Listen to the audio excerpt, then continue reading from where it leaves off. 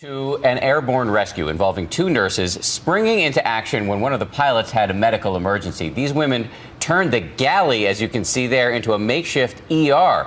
And ABC's Michelle Franzen is on the story this morning. And we should say, Michelle, welcome to ABC News. We're glad to have you. Thank you very much. It was supposed to be a relaxing flight following the holidays, but instead for Linda Alweis, it was anything but. She was working on her puzzle and then heard the crew ask for help with a medical emergency, and that's when Alweis and another nurse on board rushed to treat the patient, who turned out to be the pilot of the plane.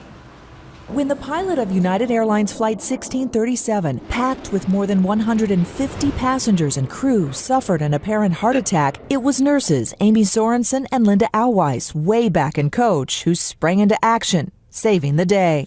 Came over the PSA asking if anybody on board had any medical experience. The Denver-bound United flight originated in Des Moines. 30 minutes into the flight, attendants announced there was a medical emergency. The flight turned around to make an emergency landing in Omaha. This is what happens in movies. This isn't what happens in real life. The 24-year-old from Wyoming, along with Alweis, a veteran nurse from California, say the captain was showing signs of suffering from cardiac arrest. He was kind of slumped over in his chair, and he was mumbling incoherently. Passengers looked on as nurses scrambled to stabilize the pilot. Once we got him into the galley, Amy and I just went to work. Alweis's family captured the tense moments with cell phone pictures showing the makeshift ER. It was pretty scary. Both working in tandem on this day to help save a life, but neither call their actions heroic. I really don't see myself as a hero.